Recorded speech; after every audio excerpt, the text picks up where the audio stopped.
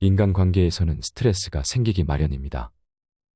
이러한 인간관계 속 스트레스에서 나를 지키려면 어떻게 해야 하는지 법륜 스님의 증문즉서를 통해 알아보겠습니다. 저는 직장에서 1년에 한두 번씩 사람들과 갈등이 생깁니다. 스님께서는 사람들은 다 자기 나름대로 옳다고 하셨는데요. 상사, 동료, 후배들도 자기 나름대로 타당한 근거를 가지고 주장하지만 저도 제 나름대로 타당한 근거가 있어서 주장을 합니다. 서로 인정할 때는 문제가 안 되지만 간혹 제 생각이 옳다고 끝까지 주장할 때가 있어요. 서로 자기 주장만 하다 보면 결국 갈등을 하게 되고 감정이 상해서 관계가 불편해집니다. 어떻게 하면 갈등 없이 슬기롭고 지혜롭게 인간관계를 풀어나갈 수 있을까요?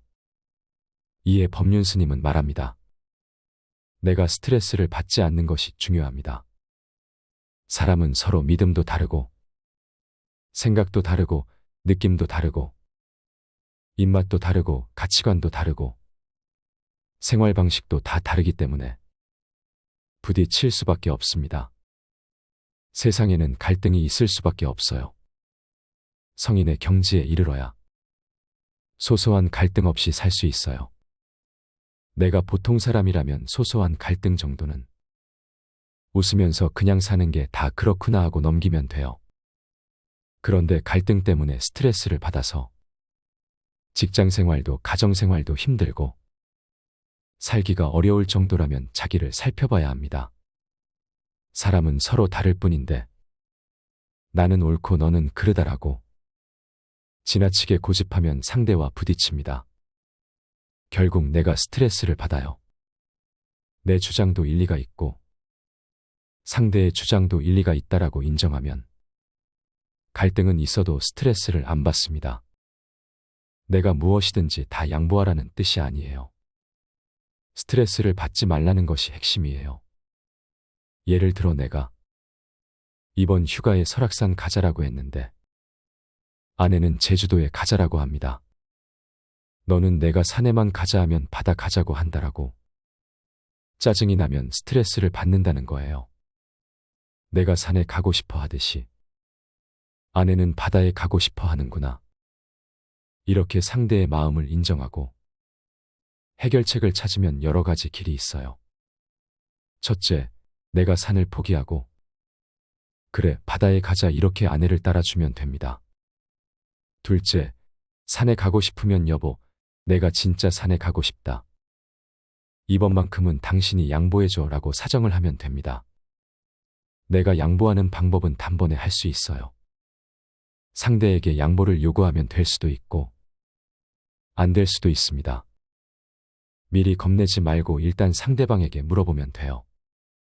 상대가 싫어라고 하면 알았어요 하고 상대가 원하는 대로 바다로 가면 됩니다. 그래도 산에 가고 싶다면 한 번 더 얘기해보면 돼요.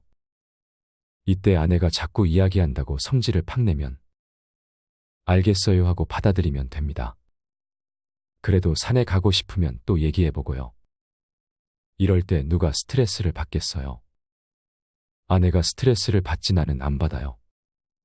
스트레스를 받으면 지레 포기하게 되지만 스트레스를 안 받으면 3번, 4번 얘기할 수도 있습니다. 그래서 결론이 나도 좋고 안 나면 휴가를 따로따로 갈 수도 있어요.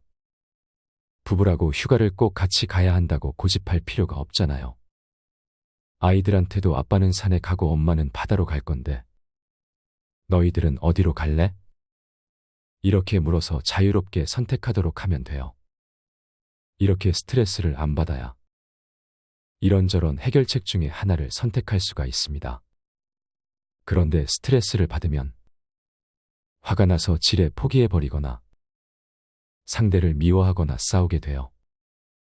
핵심은 양보해야 한다는 이야기가 아니에요. 서로 다름을 인정하면 내가 스트레스를 받지 않는다는 겁니다. 상대를 인정했는데 그렇다면 이제 어떻게 해결할 것인가? 어렵게 생각할 필요가 없어요. 내 주장대로 해보기도 하고 상대에게 양보해 보기도 하고 각자 자기 주장대로 해보기도 하면 돼요. 다양하게 해보는 겁니다. 밀당이라고 들어봤어요. 인생살이라는 게 다 밀었다 당겼다 하면서 사는 거예요. 꼭 내 식대로 다 되어야 좋은 것도 아니고, 뭐든지 다 양보해야 좋은 것도 아니에요. 싫어도 한번 양보해줘 보고, 양보할 마음이 있어도 한번 당겨도 보고, 이렇게 재미있게 살아보시기 바랍니다. 놀이도 심각하게 하면 싸움이 되고, 싸움도 재미로 하면 놀이가 되잖아요. 집에서나 회사에서나 사람들과 견해가 다를 때 너무 심각하게 생각할 필요가 없어요. 부부도 부모 자식도 견해가 다를 수밖에 없는 것이 인간사예요. 그런 현실 속에서 다름을 어떻게 조율하며 살 것인가가 모든 사람의 과제입니다.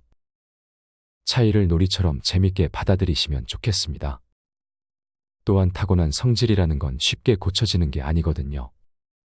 안 고쳐지는 걸 고치려고 하면 나중에 나는 안 된다. 내가 문제다. 이렇게 자학 증세가 생깁니다. 그럼 그게 우울증으로 갈 수도 있거든요. 그게 더 위험한 거예요. 그러니 고칠 생각을 안 하면 돼요. 고칠 생각을 해서 그런 문제가 발생하는 거예요. 손해를 과감하게 보는 거예요. 대신에 성질대로 해서 손실이 많다면, 다시 말해 경제적 손실이나 인간관계 손실 등 여러 가지 손실이 많다면 성질을 고쳐야 되겠지요. 그런데 성질을 고친다고 할 때도 여러분의 관점이 좀 잘못되어 있어요. 고치기 어려운 성질을 고쳐보겠다고 도전하는 거잖아요. 그런데 여러분들은 그런 성질을 쉽게 고치려고 한다는 거예요. 그렇게 쉽게 고치려고 하는데 안 고쳐지니까 좌절하게 됩니다. 이미 도전을 하기 전에 이건 고치기 어려운 거다라고 알고 도전을 하라는 거예요. 고치기 어렵지만 나는 여기에 도전해 볼 수밖에 없다. 왜? 고치지 않으면 손실이 너무 크니까. 이렇게 각오가 서야 합니다. 한국 사람들은 주로 스트레스를 받으면 3번을 못 넘깁니다. 참는 건 대개 3번 만에 터집니다. 그런데 터뜨리고 나서는 또 내가 그것도 못 참고 또 화를 냈구나 하고 후회를 하지요.